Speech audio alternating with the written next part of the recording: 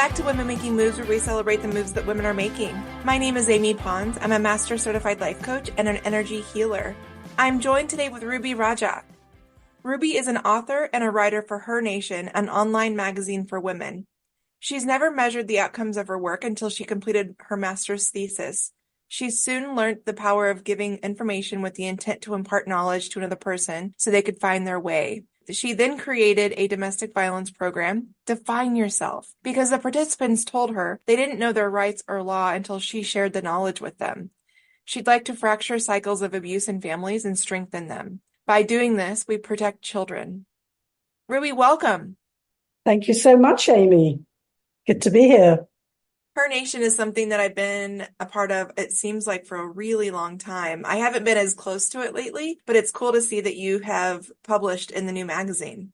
Yeah, so I think I've come into it as it was about to launch. So I got to see the tail end and the beginning of this new magazine and had the privilege of being able to write for it. And I think that the work that Sabrina Victoria is doing is just incredible for women. The group that she's got together, the sharing of information, you feel like you can do it when you listen to all those different women doing what it is they're doing. I think that's absolutely right. I was in the Her Nation Mastermind, a big chunk of 2023, and I wanted to go off and explore and do different things. And what I thought was interesting is that I will always have a group of entrepreneurs, specifically women, surrounding me, reminding me who I am. And also, sometimes I just want to hear my own voice for a little while and not get caught up in what everybody else is doing. So I dip in and out of different groups and forums because the whole goal for me, stepping outside of my conformity for the first 40 years, was to hear my internal voice for the first time in my entire life. So sometimes when I feel like I'm getting a little bit caught up in what others are doing, I'll be like, okay, let me take a little pause and just go inward for a while. That tends to be what I do. But I think Her Nation is amazing, and I'm glad that brought us together. Absolutely. Me too. So I found a lot of synchronicities with you and your work in domestic violence and abuse with women and children specifically. Prior to my work with workplace psychological safety, I had been, and I still am, a domestic violence advocate for my entire life. I grew up in a domestic violence home, and it's something that spurred me. It's not something that defines me, but it is part of my history, of course. And so it's something that always is going to be with me. And I feel similarities with domestic violence and workplace violence. There's a big correlation there too. So I was happy to have a conversation with you today about it. Yeah. So my experience, I've been working in the field of domestic violence all my life, and I didn't know that because I didn't have those two words when I was younger. As I came back to England in 2005 and I started actually working in the field, that's when everything kind of came together and we realized, oh my gosh, I've been working in domestic violence because I was working with women voluntarily and privately because they didn't want their business out there. They were sharing all sorts of things that were going on, and I was helping them navigate that journey very safely, sometimes taking baby steps, every once in a while taking something huge. But we were trying not to make ripples at home. So they were married. These were women who had families. Everything was functioning. When I stepped into the world of work, not only was it a bit of a shock for me because I didn't have those two words in my vocabulary, unfortunately. But you're right, the correlation with work is just unbelievable. And it's so difficult to explain to women that you have to step into your space and realize how important you are, which is part of the reason that in my work, I say that I like to fracture. If we can cause a fracture in any of those abusive relationships, what you've done is you started taking away the power from whoever it is, because it's not always the partner. It could be somebody on the periphery. It could be somebody that you're really close to. And I'm trying to get people to start recognizing who is the actual abuser and what do I need to do? Who am I trusting? Why am I trusting them? So I think you're very right in the fact that it crosses over. But then what I also learned was when you try to give the information, you try too much to help people or to help them get out of the situation, you're actually doing them a disservice, because it's not until the person arrives that they can make the decisions to move forward, backwards, sideways, around, whichever direction they want, because they may need to go back a few steps before they go forward. There was a time when I was in corporate, and this was actually the days before I even realized I was experiencing workplace psychological abuse. I was on the forefront of the Women's Employee Resource Group. And of course, domestic violence happens to men as well. It doesn't discriminate. It's, happens to anyone. But for the Women's Employee Resource Group, I stood up a self-defense class on our corporate campus for those who wanted to, learn a little bit about how they could defend themselves. And I think there's so much assumption around whether it be domestic or workplace violence that it happens to certain types of people. We were finding that in the workplace, there were the highest ranks of officers that were experiencing it, all the way to more junior roles. And there was a specific time where we, meaning the corporate office, had at that location around 1,600 known cases of domestic violence at home that they were asking for some sort of provisioning on site at the corporate headquarters to help protect them from their abuser from a domestic perspective. And that was probably drastically underreported. Yes. We went to further realize that domestic violence, there's a strong correlation between that and other types of violence out in communities, mass shootings, things of that nature. So there's just so much information, so much to understand, so many different complexities and layers. I think you and I talked a little bit about, and this is how I feel about workplace psychological safety, and I'll swap back and forth. I know they're very different, but they're also correlated. I care about helping not just the abused, but also the abusers, because again, something has happened. They've learned this. It's a cycle. It's the pattern. What are your thoughts on that piece, specifically when there's, again, so multi-layered complexities around giving any sort of empathy or compassion toward the abuser? It's interesting that you raised that because I'm actually in support of what you said. First of all, it happens across the board, men and women, obviously far more to women. Happens in the workplace. And in terms of the financial side, I think when you have more money, you have more ability to move around. So if you're being abused in this home, you possibly have the ability to go to a friend or another home that you may even have. So you have a lot of different resources, but it's still happening in different ways. In terms of how it comes about and such and needing empathy for both sides, again, I fully agree because I started off working with women in a formal capacity, and they were saying all sorts of things about the abuser, rightly so, because they were the ones who were being harmed. They were the ones who potentially being beaten or threatened or whatever. So I did probably some of the things that have led you to understand the helping the abuser side. I entered the criminal justice system. And as I entered it and I started working with the men, so in this case, it was male to female violence, you can see the lives, you can see the damage that they've had since childhood. And I actually believe even earlier than that, I think it starts sometimes in utero. So I started off in probation working with older people, doing all this work, but it wasn't going anywhere. The few that wanted to change were changing, but I felt like I was continually going upstream. And there wasn't a lot coming back. So what I decided to do was to work with younger people because I thought I could utilize the same skills, resources, and make a difference in their life early because they were younger. But then when you start working with young people, you have to deal with the families and there's so many other systems that you have to navigate. But in that journey, what I noticed was it doesn't even start there. It starts so much earlier. And it can be broken, but what I don't think is happening, so we have all these programs for men. In England, they had something called the Integrated Domestic Abuse Program, which was an American program, and then they took it into their criminal justice system. It takes you through modules of work and such, but nobody's actually asking the man, what's happening to you? What happened to you? Tell me about you. And what I used to do, and I didn't know that I was doing this until I started doing more research on it, I used to ask them, what's happened? What do you want to do? How did this happen? I often found that in early childhood and in the teen years, they'd either lost somebody, something had happened, something had been taken away, the breaking up of a family, usually some kind of loss that never ever got addressed. And then coupled with that, they probably weren't being nurtured or loved in any meaningful way. And they were going on about their lives the way other people who'd been in the same circumstance were living it, which is you fumble through. And if you get an aggressive person around you, you learn aggression. So I personally believe that we can do a lot more work with men as well. But using my program, Define Yourself, which came from doing my master's thesis, actually, we all need the same things, but we need to be heard and we need to be validated. And if we can validate each person's story, my personal belief is they will find that roadmap to where they're going because they know where they're going. I don't know where they're going. I don't know what their support mechanism is, and I don't know who's on their side and who isn't. So I also agree with you that it's very underreported. It's very underreported.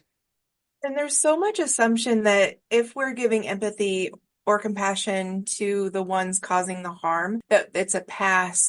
For me specifically, again, this is where more than one thing can be true at once.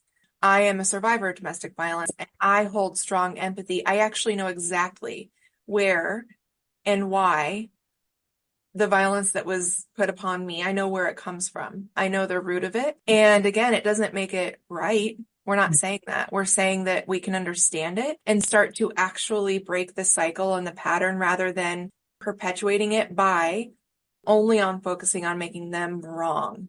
Yes. But again, with those who are, especially those who are hurting and being harmed by, it's okay if you don't understand that and agree with it. It's Yeah. okay.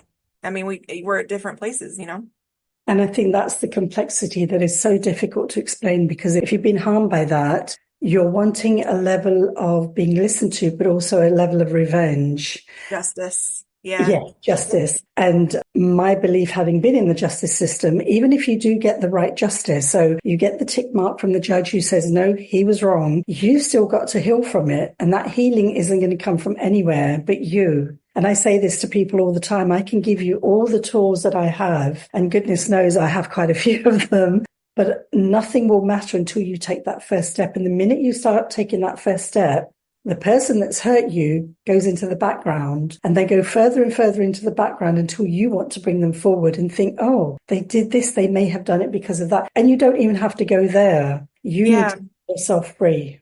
You go inward first. And the same, not that we do the exact same things, but like with my coaching, it's not about what anyone else's energy around you is doing. It's about how you're preserving, not just preserving, but first and foremost, understanding your own energy, understanding that regardless of what anything happens outside you, understanding our own energy first to figure out, okay, what about this lived experience of mine still hurts? And that's where we can start to find the energy that wants to be paid attention to. Yeah. I feel you're possibly talking more about the validation of the self and learning how to validate yourself within all of that, because my work now, instead of trying to help people to understand that the abuse that is done is often done deliberately, the whole, the narcissism, the coercive control and such, but it's to learn that you're better than that and you can move beyond that because you have all of that within you. So instead of staying in, oh, he did, but he said, and I can't because he said, I'm trying to get them to the who am I? Because if you ask anyone, who are you? What would you like to do? What makes you happy? I don't think I can think of one person that I've worked with that has said to me, Ruby, I want to do this, or I would have liked to have done that. It's taken a good 2 or 3 sessions to find out, oh, I'd like to learn how to drive. Or I wanted to do that job over there, but I didn't think I could because of, all these responsibilities. That's exactly right. It's like, who are you at I call it like the soul plane, or like, who are you at the soul level? Because that is always tried and true. But again, when especially you've had a traumatic experience happen, that gets clouded because what's happening outward takes such a big toll mentally, physically, emotionally, everything. So to your point, that's where having someone you trust, whether it be Ruby, me, someone else walking alongside you as an ally to help extract that, our egos are going to put us back into a place that feels safe or familiar, which is likely not this place of finding out who you are at the core, because it's scary and it's a lot of work. And I think that's a critical part of this discourse, that you do have to do a lot of work, but ultimately that work bears so much fruit. Yes. And that's what happened with the book that I've written, which isn't quite out there yet. The 3 women that were my participants, they'd already left their partners, but they were in such a state of chaos and all the different people telling them all sorts of different things, which were positive, but not conducive to domestic violence. Because if you don't understand domestic violence and somebody's saying, no, no, no, you're right to feel that, but he's a really lovely guy. So that's giving you mixed messages. He isn't really a lovely guy. Otherwise, you wouldn't be feeling all these complex feelings that you can't make sense of. So what happened in that journey with these three participants was, as I helped them clarify, they all had wonderful mothers, really good support, but the people around them didn't understand domestic violence. If you don't understand domestic violence for the partnership, so we're looking at the man and the woman here, how are you going to help women understand what's happening to their children? Because that's the next dimension. It's happening to you, but that's what your children are feeding off of. And if you're lucky, you might have one child that's resilient who's looking at you and going, yeah, that's mum and dad's problem. The other three are going to struggle to figure out how they work in humanity, society, and in life. A strong likelihood of substance misuse going one way or the other. So are you going to criminal justice or are you going to mental health? Because they're your main feeder systems that if you don't get called at the right time and you end up being medicated, you're not going to have the capacity to make those decisions anyway. Yeah. It's helping everybody figure out, what do you want to do?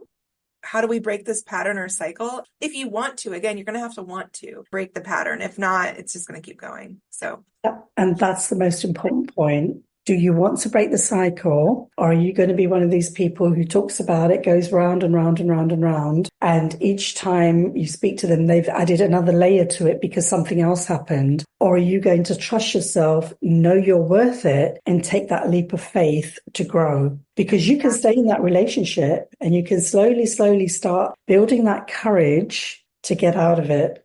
One of the best things that somebody said to me, oh my gosh, it's been over 20 years. She said, Ruby, when I tell people anything about domestic violence, I tell them to plan. Don't just get up and go. And statistically, the people that get up and go often come back because they've not thought about all the complexities around getting away safely, documentation, financial situations. Where are you going to go? How are you going to protect your children? Who are you going to be in touch with? And like you said, there's so many layers. Then when you add cultures into it, those dynamics are so huge. And then the financial status. Are you wealthy? Are you not wealthy? If you're wealthy, are you really going to do this and put your partner at risk because it will be because of you? No, it won't. And trying to explain that to the women that whatever's happening is not all your fault. yeah. He has a big responsibility in this. And until you start pushing it into the right space, you won't give yourself enough breathing room to make the decisions you need to. Yeah, it all depends on what you want to do. That one last straw moment. And some will never have it. Some will have it. And we do have many more resources today than we used to. And again, it all gets to be true. So anyway, we could talk about this all day. Even like before that, I would say the way that we're raising young people, I won't just say women, young girls, the way that we're raising young people to empower them to break the lineage cycles. Parents have a really big role in that too. Just making sure that the young people coming up today know how to, I wouldn't say just even treat each other. How do you treat yourself? What does that look like? When you uphold your boundaries, your self-respect, your self-love, self-acceptance as the number one priority, seriously, the number one priority, I hope to look to a future where there's not domestic violence, workplace violence. And this message that you said needs to be reiterated, that if our young people start learning to respect themselves, love themselves, and put those boundaries in place, you can't invade this space. It's mine. I'm this person. If you want access to me, where are we going? What is this about? Is this like we're getting to know each other today and we'll hang out tomorrow and the next week and then next week you're on to somebody else? Or is this going somewhere? And if it's going somewhere, what does that mean for you? Because especially if you're starting your relationships in your teens, you've got a few years before you're going to be working and being able to do what you need to. But yes, self-respect, self-love, self-care. Who am I? Always check with yourself at the end of the day. Who am I? What do I want? Where do I want to go? And as we put those little steps in place, you're going to find one thing that works for you. I want to do this job, so I'm going to work toward these educations and this type of life. It really does boil down to getting the right messages and giving yourself the right signaling and permission. Yeah, the permission is key because we're not sitting here saying that it is a person's fault that they're staying put in a violent situation. We're saying that the next best action resides in you only. It's not your fault that you are in that place. It's genuinely, what do you feel that you want as a next best step for you? Yeah. And I had a client recently. She has some energy around her that does not serve her. And I said, how do we get to the point where you say, my energy is expensive and not everyone can afford it? Yeah. Yeah. So can everyone afford my energy? And if the answer is not a hell yes, then Yeah. it's a hell no. Yeah. So, I completely agree. Ruby, what moves are you excited to be making right now besides your book that's coming out? What else? What's up?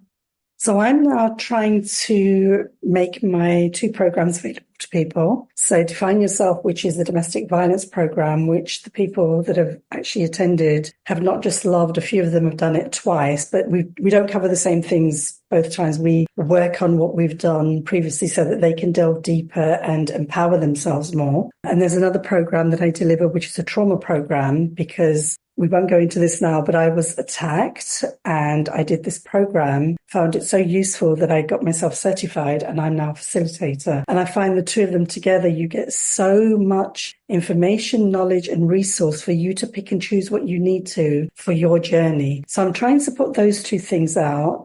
And one thing that has been brought to my attention that I'm thinking about and working on more strategically is providing specific services, which would be my domestic violence services for men, so that they can get listened to and they can go on that journey. And if they're abusers, not to abuse. If they're victims, to heal. So I'm looking at that right now because it's been brought to me a couple of times and it's kind of triggered my mind.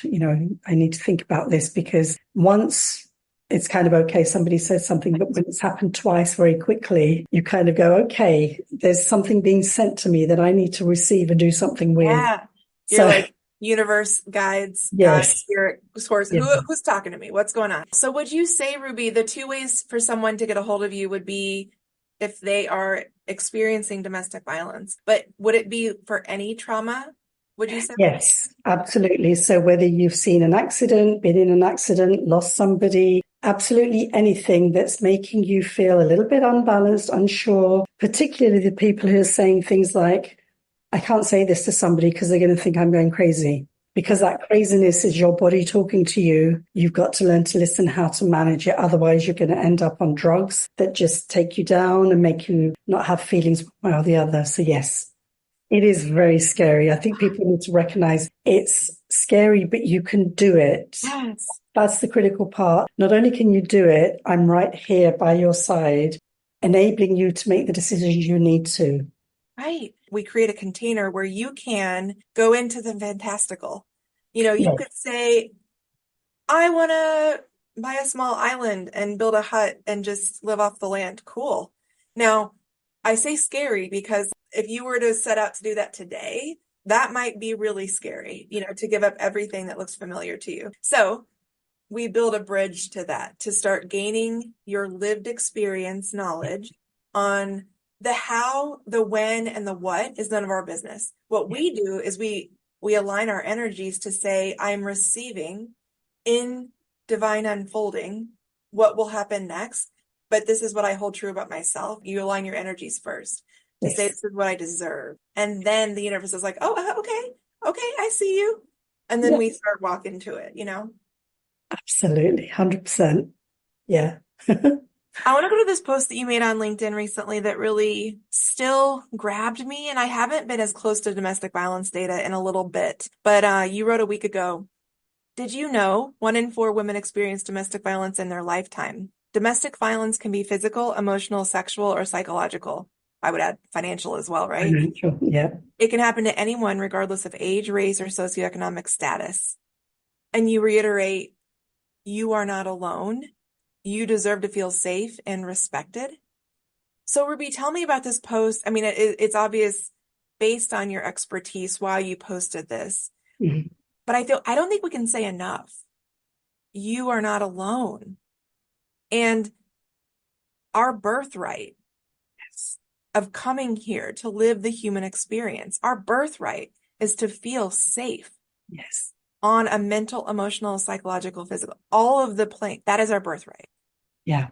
And with all the people I've worked with, so I'm including the men, the young men as well, particularly, that safety that we hold when they come with us allows them to set themselves free just in that session. And that's a really good feeling that they actually share with me, because most of them, will say, Ruby, I haven't told anybody this, or I've never thought about that for 20 years, 10 years, 3 years, whatever it is. That element of safety can only be created when you feel that you're being listened to. And I think that's the biggest skill in my lifetime in the work that I do. And it's so hard because it's so much easier to have worked with 10, 20, 30, or however many hundred people you may have worked with and gone, okay, they've said those two sentences. So now they're going to go down this road, or this road. And when you listen to them, even though they're taking similar paths, they're often doing a completely different turn. And sometimes they don't want you to do anything but listen. Just be there.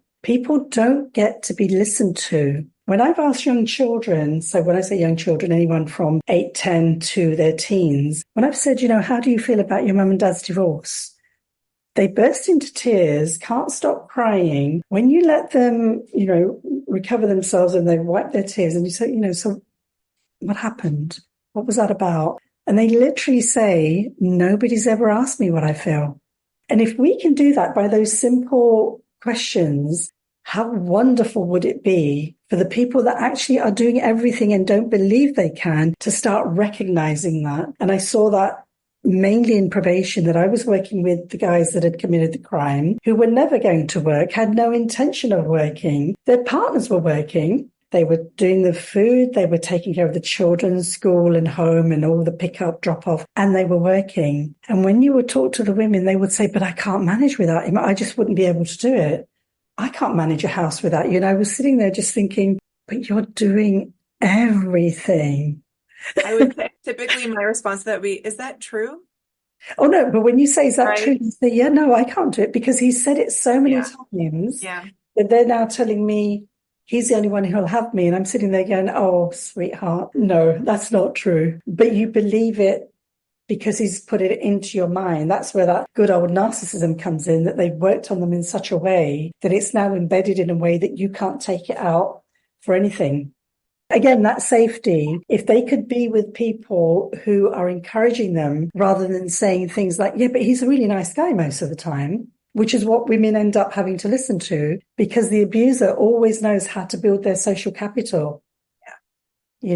So yeah, I do believe that the safety element is critical in that growth. And what happens, or in my experience, once they started getting on that track and they start, it's like going on a machine and you're walking, then you start jogging, and then you start running. They normally start taking off and they'll come back and say, Ruby, I did this. And I'm going, oh, okay. And in my head, I'm thinking, this person said they couldn't do anything because they weren't worthy. They were useless and worthless, and all the other things that he's given them. And now, just with a little bit of talk and a little bit of discussion and a little bit of exploration, because also you'll be familiar with the fact that most women don't want to leave. My own experience of all the work that I've done, I would say as high as 80 to 90% of women don't want to leave because they still have glimpses of what this person was like, either earlier on or the nice times that they've had.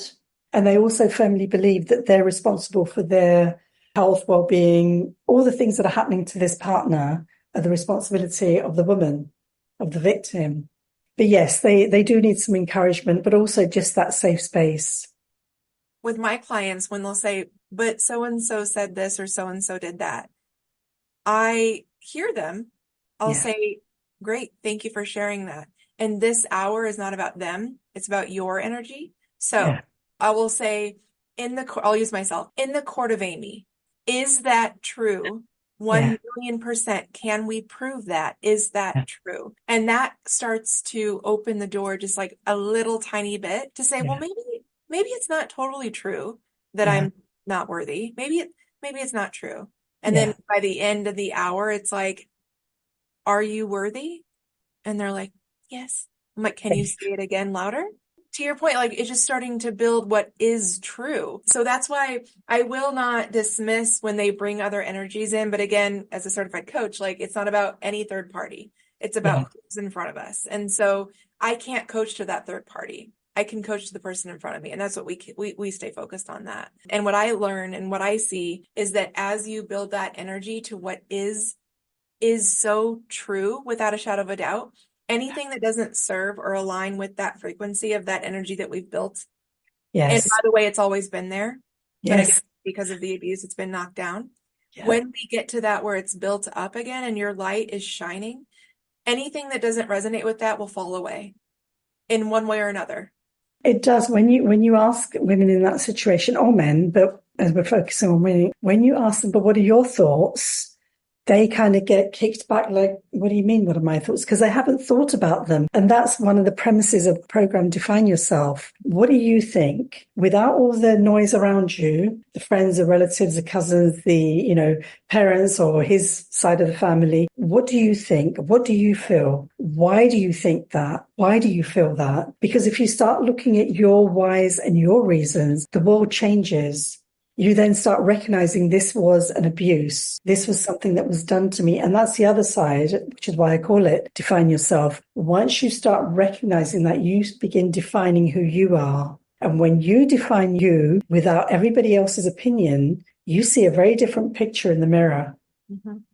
And those permissions you learn to start giving yourself, from my perspective, the cornerstones of how you're going to release yourself from the negativity. Even if you choose to stay, it won't be with that contract. The contract will change. Mm-hmm. So the women that I've worked with, they come in slouched. And by the time they start doing this work, their shoulders have gone back. And I've had a situation where one woman's partner spoke to her mother to try and find me because I was a problem, because she was now not allowing him to be abusive and as negative and interfering in her life and turning up when he wanted to, because they had separated. She had children. So he was now chasing me because all I had done was given her information, and she had empowered herself and become the person she wanted to be. She was only beginning.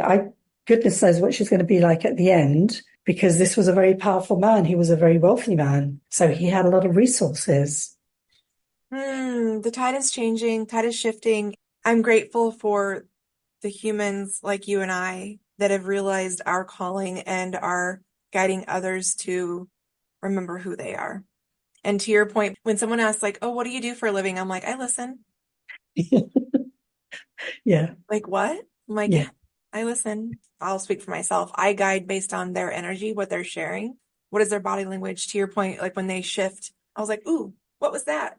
Yes. What did you just release? Like, let's talk through that. Yeah. So it's listening, it's guiding, and it's ultimately, for me, like my business, Unlock the Magic, Ignite Your Flame. The flame has always been there. It just may be a little bit dim. Yeah.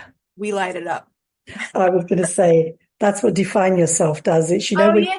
when you're lighting that match Yes. and you see the flicker and then it takes off and then it just consumes you. Yeah. So that's what I'm trying to do in Define Yourself. Absolutely. Hey, Ruby. So, wow, as we start to widen down, Yeah.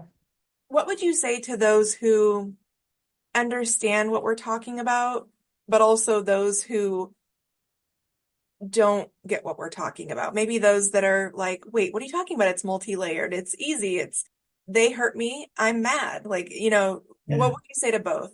I think for the people that can't see the facets, I would tell them to look back into their childhood. So we're assuming they had a healthy childhood. So if they've had a regular life prior to the abuse, look back at what life was like. What did it feel like? What did you do? So you get dressed up and you go out with your friends and you have a good time. What did that feel like? What does it feel like now? Because you're probably not allowed to do any of those things. Look at your history and how it was. Compare it to how it is now. And just in looking at that, you'll see 3 or 4 things anyway. You'll probably see a lot more than 3 or 4. Then you can start looking at how those layers come in. So whether it's being allowed to go out, being allowed to dress up, being allowed to be with friends of your choice, are they even in the picture? So when you look at the before and after, you'll see many, many different things now that weren't happening back then. You can see your happiness back then much more clearly than you can see it now. Now you're being happy because you're being told to be happy. He's framed it in a way that you can be happy around these friends. When your mother comes, we have these problems. So were you freer before this abuse to where you are now? When you looked in the mirror, what did you used to see to what you see now? Because I suspect there's a lot more restrictions in place and there's a lot less letting go of your heart and actually living. You're going through the motions. And this is where the skills of the programs that I run, they help you to see yourself and identify where you want to go, or where you've been and what you're doing. And it really helps unlock the knots, is what I'm going to describe it as. That, oh, I can't do this, but I used to. So what's that about? And as you begin that first journey and you unknot the first knot and you see what it feels like, it'll help you release. But yeah, look at how it was to where it is now. Ruby, where can we find you? On my website is probably the easiest and quickest place. So that's www.insure.com. I am on LinkedIn and I'm also on Instagram and TikTok. And my handle is Ruby.Warrior Woman, which is the book that I'm actually going to release hopefully very soon. The beautiful artist that did the front cover, the title of her piece was Warrior Woman. So I thought that sounds good because that's who we all are all the time. We don't have to brag about it or make noise about it, but we do so much and we don't value ourselves. We need to learn to value ourselves. Closing remarks as we wrap up. Is to let all the people know that are being harmed, being hurt, feeling they're crazy, they're not. And when I meet them, I can see them. They're trying to get out. They're trying to break free. And that's part of the things that somebody like I actually can help in. And to let them know that unless there's a diagnosed medical health condition, there is nothing that you cannot achieve. So take that first step. Thanks, Ruby. Thank you so much, Amy.